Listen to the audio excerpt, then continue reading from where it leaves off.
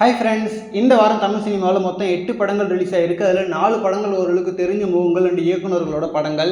இதில் எந்த படம் வின்னர்னு கேட்டிங்கன்னா ஆபிஎஸ்ஸாக லப்பர் பந்து படம் தான். ஏன்னா பார்க்குற மேடம் எல்லாம் இந்த படத்துக்கு பாசிட்டிவ் ரிவ்யூஸு. பட் இருந்தாலும் மற்ற படங்களுக்குலாம் ரிசப்ஷன் எப்படி இருக்குது அப்படின்றதையும் பார்க்கலாம். ஃபர்ஸ்ட்டு ஹிப்பாபாதியோட கடைசி உலக போர் படம் பார்த்தீங்கன்னா மேக்கிங்காகவும் விஎஃப்எக்ஸாகவும் சூப்பராக இருக்கான். பட் படமாக பார்த்தீங்கன்னா ஆவரேஜான ரிவ்யூஸ் தான் வருது. ஸோ ஒரு யூனிக்கான அட்டெம்ப்ட் கொஞ்சம் சுமாராக இருந்தாலும் பரவாயில்ல அப்படின்ற மைண்ட் செட்டில் இருந்தீங்கன்னா நீங்கள் இந்த படத்துக்கு போகலாம். தென் நெக்ஸ்ட் சசிகுமார் அவர்களோட நந்தன் அப்படின்ற ஒரு படம் ரிலீஸ் ஆயிருக்கு. இந்த படம் பாத்தீங்கன்னா ஒரு சமூக அக்கறை உள்ள ரொம்ப யதார்த்தமான படம். ஸோ என்டர்டைன்மெண்ட் பெருசா எதிர்பார்க்காம ஒரு சோஷியல் மெசேஜ் உள்ள படம் தியேட்டர்ல பார்க்க உங்களுக்கு பிடிக்கும்னா நீங்க இந்த படத்துக்கு போகலாம். தென் நெக்ஸ்ட் சீனு ராமசாமி அவர்களோட கோழிப்பண்ணை செல்லதுரை பாத்தீங்கன்னா ஒரு ஹார்ட் வார்மிங்கான ஃபீல் குட் படம். எந்த ஒரு பரபரப்பும் இல்லாம நிறுத்தி நிதானமா நிஜத்துக்கு நெருக்கமா ஒரு படம் பார்க்கணும்னா இந்த படத்துக்கு போகலாம். அண்ட் சீனு ராமசாமி அவர்களோட படங்களுக்குன்னு தனியா ஒரு செட் ஆஃப் ஆடியன்ஸ் இருக்காங்க. அண்ட் எனக்கு பர்சனலா தர்மதுரை நீர்ப்பறவை மாதிரி இருந்தா செட் ஆகும். அதுக்கு மேல ஸ்லோவா இருந்தா நமக்கு தாங்காது. சோ இந்த 4 படங்கள்ல நான் தியேட்டருக்கு போலாம் அப்படின்னு சொல்லிட்டு ரெக்கமெண்ட் பண்ற ஒரு படம்னா அது லப்பர் பந்து தான். ஏன்னா என்ன பொறுத்த வரைக்கும் ஒரு நல்ல படம்ன்றது கண்டென்ட் பிளஸ் என்டர்டைன்மெண்ட்னு ரெண்டுமே இருக்கணும்.